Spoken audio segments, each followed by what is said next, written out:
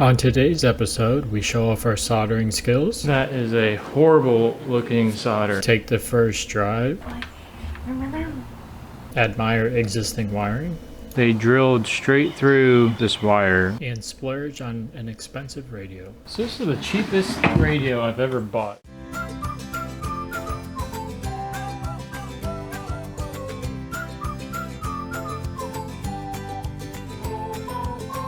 So I have the gauge cluster out of the car today because fuse number 13 kept popping every time I would turn the light switch to the on position, and also none of the lights would light up in the AC control portion of the car. One of the major issues with these cars is this dimmer switch fails and doesn't allow power to go through here because the AC control portion gets its power through the gauge cluster. So I bypassed that, but there's still no power going to the AC portion of the car. When I used my test light, this portion here wasn't getting power at all. So I'm thinking that my short is somewhere inside this gauge cluster because there's no power coming to this green wire or gray wire that come out of the gauge cluster portion. So I'm going to take it apart and hopefully I can find a short in here and that I can solder back together and hopefully fix our problem. Start by removing all of these screws around here.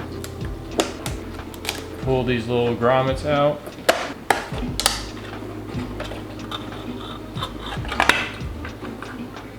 I think I can leave this side alone. I'm just going to take off this portion here and see if I can find the short. I think the power is supposed to go from here over to these wires here and around, but I'm thinking it's probably not connected on the underside of here.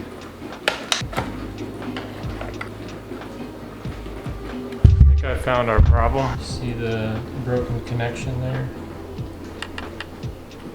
I believe that is our problem right there. It also looks like it was re-soldered at some point. I mean, I hope those aren't factory Mercedes solders at least. I'm thinking instead of trying to put a glob of solder on here, it's probably easier and a better connection if I just solder a wire from this glob over to this glob here. I don't know how well you can see that, but I think it'd be better than trying to fix that really weak link right there. I'm gonna go get a little piece of wire and try to do that instead. So I'm definitely not the best person to solder, but we're gonna try to do our best here and see if we can fix this. Every time I solder, I feel like you have to have 3 hands to do this. That is a horrible looking solder, but I think it might work. Now I'm just going to put everything back together.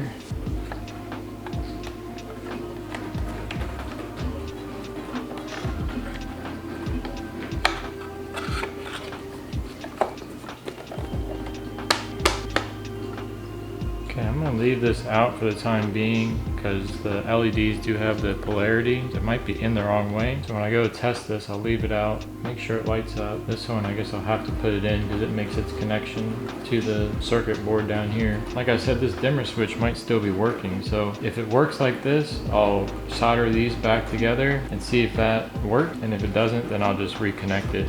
If you bypass this dimmer switch like this, it just means that your lights are going to be as bright as they can be at all times, which is not a huge issue for me. You could buy a new dimmer switch, but I don't think it's worth it. If it does work, I'm going to rewire this into the dimmer switch here and see if that works. If it doesn't, I'm going to bypass it. Just want to make sure everything's working before we put the dash back in and everything back together. All right, let's see if it works. So we have the AC control lights coming on over there, but our dash light is still not lighting up here. So I'm hoping it's just because the polarity of this LED is backwards. Still not getting power to there. I'm gonna get the test light out and see if I can figure out what's going on. So the AC control lights work all the time. Only one of those dash lights is working, but when I turn the key, those dash lights come off. AC lights stay on, dash light goes off. I'm just gonna try to start it real quick and see if they come back on.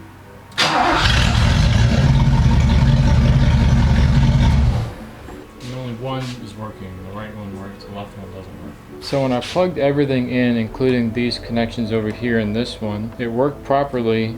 this side light stays on when I turn the key. However, this one doesn't come on at all. And when I put a bulb in here, it either like turns everything off or it starts smoking. So I think something is wrong in here. I'm gonna take it apart one more time, look at it, and if not, then I'm just gonna leave this bulb out and it'll be half lit up. So I think this is the problem here. Whoever did this repair last time put this big glob of solder here. I think it's touching this portion, and you can see that this is the path that's getting burned. Probably the smoke is coming from here. I'm not sure if I can even really fix this. I might just leave this bulb out. So I definitely think our problem lies somewhere in this area of solder, but for the time being, I'm just gonna leave that light out. I don't think this car is gonna get driven much at night anyway. Eventually, I'll probably replace this panel, but for the time being, I don't think it's going to cause any hazard because it's bypassing all that circuit there. So I'm going to leave it be for now. So I resoldered the dimmer switch on, and that does work. I don't know if you can really see that, but it does work. Say I'm done with the cluster for now. I'll come back and do that other portion at some other time. So I'm going to be driving it like...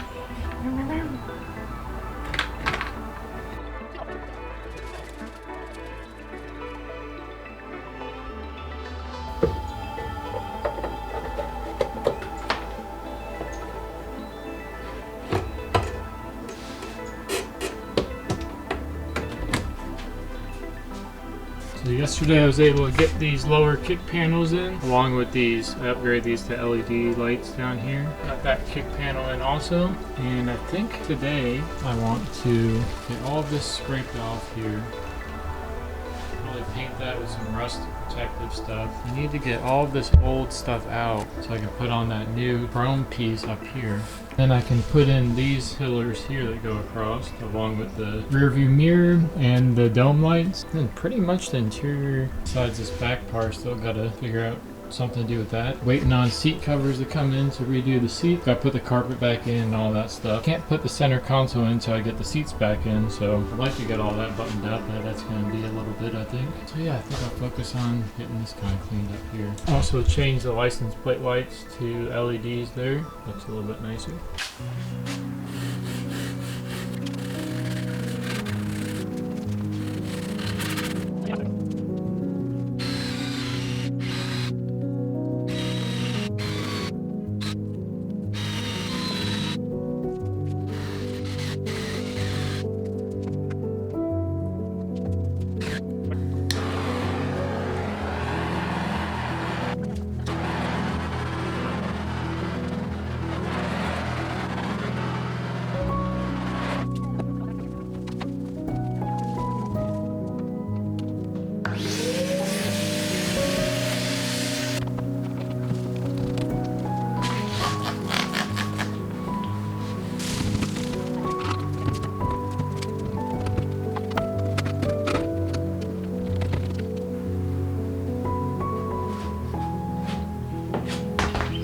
Okay, here's what we're looking like before paint.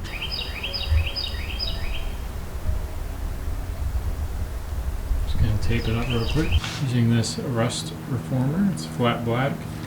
Probably should have done this before I put the interior back in. I just redid, but try to be a little bit careful here.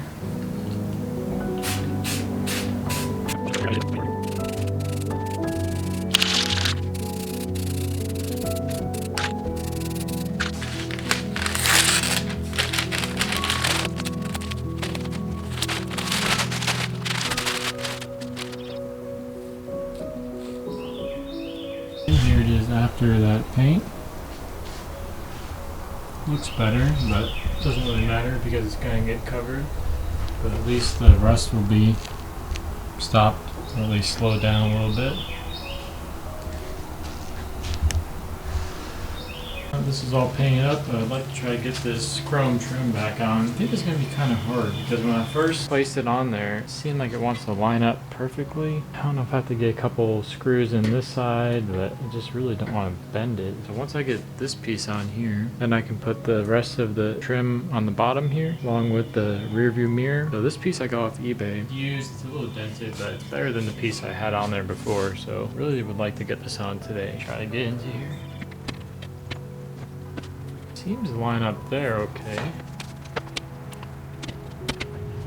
Okay, it actually is lining up pretty good today. Must be just I cleaned it all up. I'm gonna get the screws and It has two little screws that go in the front here.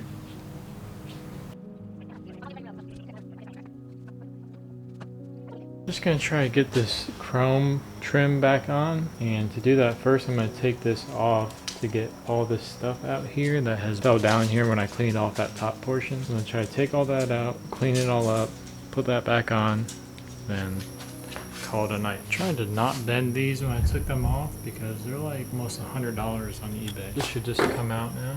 It's kind of stuck in on this side. That side's out. It doesn't want to come off here, and I don't want to bend it. So I'm gonna see what it looks like if I put it all back together. That over there is out. Yeah, there's a little gap over there, but when I had all the trim on it before, it stayed together. So I'm gonna try to put it back. See if we can get this back on without bending it.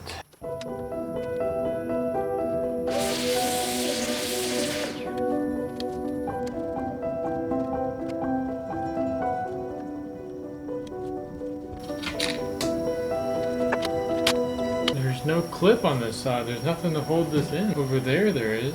I don't know if it rusted out.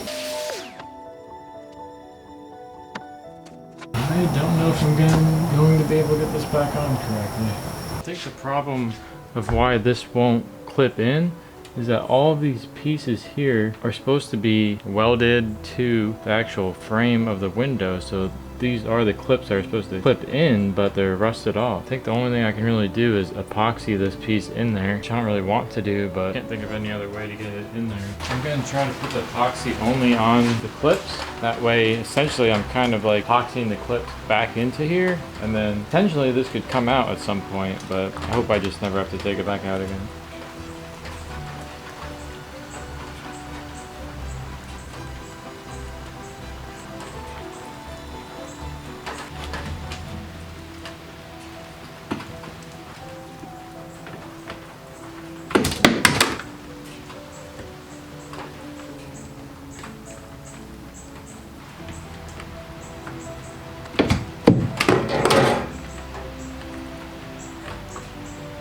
Today I would like to get this window trim all back together. Kind of been stressing me out. We had to epoxy this back into place, but luckily it seems like it's holding, which I really didn't think it would. This seems to be holding. The next problem we have is that this side trim should go all the way up to this point, really. It should match here, but it doesn't. So it doesn't go, it wants to like, that's kind of where it wants to be. So this top piece was off of the parts car, which is 10 years older. It's a 75, so maybe this is a little bit longer on the 75. It's almost like I need to trim off a couple millimeters off of here with a Dremel, so this piece will come up here. Realistically, this is supposed to be connected to here before you put it on, but we had the problem where we didn't have any clips left, so we had to epoxy this in there. So we're not doing this the correct way, but hopefully it looks decent in the end. I don't really care about being perfect. It is what it is. It's not a perfect car. After that, I would like to get the interior mostly back together, other than the seats. Still waiting on that the material to come in for that. Hopefully we can get this back portion back together and the trim done today. Oh, and also the dome light trim. Dome lights in, this cord back together. Had to cut off a portion of it because the previous owner had drilled straight through it. Find it later, but I think we're gonna focus on this portion right now. And try to trim this a little bit and then get this trim to fit back in here. Clip it all back together, and then hopefully that headache will be done. So this is how much I gotta cut off. About, I don't know, 2 millimeters. So let's see how this goes.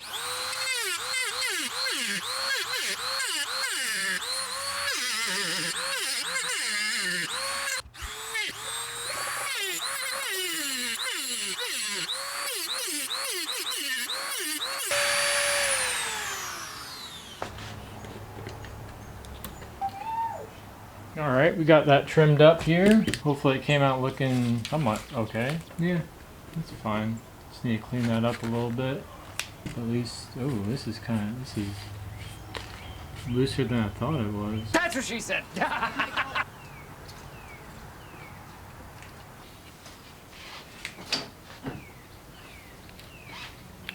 Gonna doesn't have to be good enough. You know what's awesome is I didn't want to lose this piece. It was sitting right here for, gosh, probably a couple weeks. And I was like, I don't want to lose that because they're expensive. So I put it in a bag somewhere. Now I can't find it.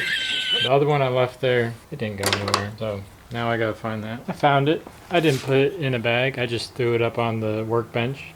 Since that's better than sitting right here, I guess.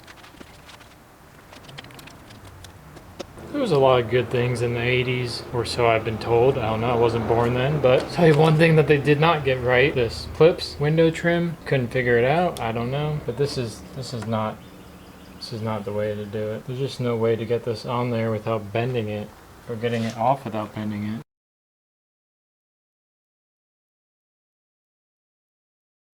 Alright, I'm going to attempt to solder these wires back together. These go to the dome lights, and as you can see here, whoever was in here before, see if I can get this to focus there. They drilled straight through this wire when they were putting the trim back on. So as you can imagine, that was shorting some stuff out. So I'm just going to try to clip it right before there, solder it back together, and hopefully it goes pretty smoothly. As you guys are aware by now, that soldering is not one of my strong suits, so if you see something I'm doing wrong or something that could make it easier, please let me know in the comments, because this is just, I feel like I get worse at it every time I do it. Like, you're supposed to get better stuff as you go along, but I feel like every time it's just harder for me. Maybe it has something to do with the fact that I buy the cheapest soldering gun that you can find, or maybe it's just a skill thing. Maybe it's a type of solder. This one does have 1.8% flux. Maybe I just need to read up on soldering more, because I don't know enough about it.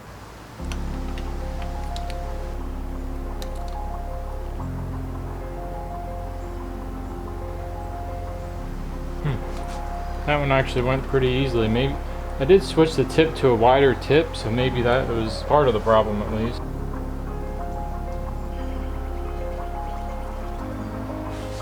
Well, they're not pretty, but seems like they're holding.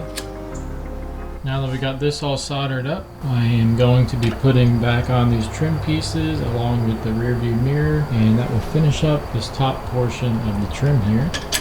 I really need to get better at soldering, because this is, I mean, it's strong. It wasn't too pretty, but this is just such a, I like this look a lot better basically than those like butt connectors and stuff like that. But all right, I'm gonna start on the trim here.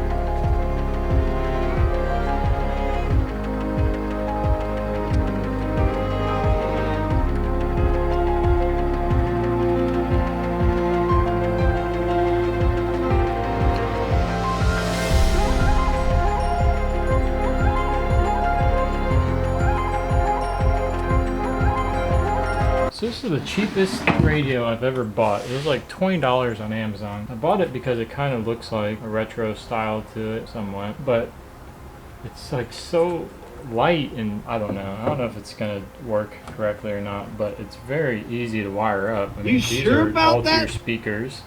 And then there's only 4 wires here. We got ignition switch. We have a yellow wire which goes to B+.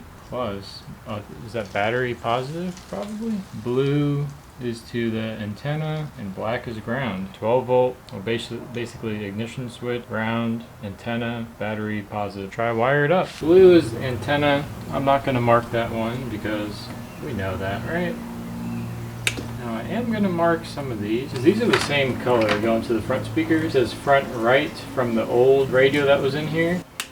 And we know that the other green and black one is front left. The rear ones we're just going to wire from the back. There's no wires to that. This looks like it's going to be, 2 browns here are going to be our ground. This looks like it's going to be our positive. Hopefully 12 volt switch, but we'll verify that so we can label that 12 volt question mark. What do we have left? This one was going to the yellow before, which I think is battery always on. Let's see what this gray one is going to. The gray one doesn't go anywhere for us. It looks like it did go to the stock harness. So that's what's left of the stock harness. This is all from that old radio. And yeah, the yellow one here just says battery. So I'm thinking if we kind of just wire it just how this was with less crap, it should be pretty good. Okay, I'm gonna wire in the power plug for the radio now. I would like to solder it all, make it look nice and everything, but we've all seen my soldering skills, which are horrible. So I'm going to use these crimp butt connectors and then cover it with the shrink wrap. So should be good enough. I like to do it more professional, but I'm not a professional.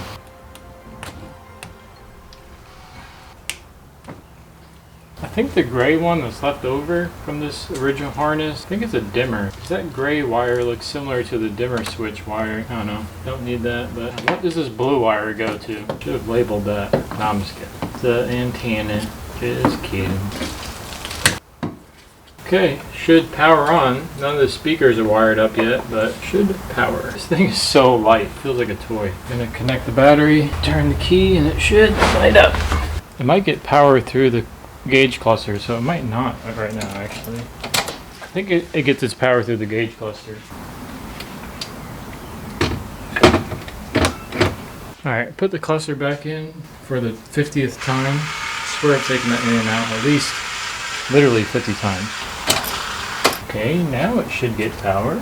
Get our test light and try to figure out what's going on. Red should have switched power, not getting anything. Yellow should have it all the time, nothing. Red's on top. So we do have 12 volt power. I think we have the yellow battery on all the time power though. Gotta figure out where we can get always on power from the battery. I couldn't find a wire that was live at all times, battery positive, so I ran a wire all the way back to the battery. So now I just have those twisted together for the time being for testing. Pretty sure it should turn on now. Let's see. See it light up? Turned on. There you go. Turned on, so I think we're good to go.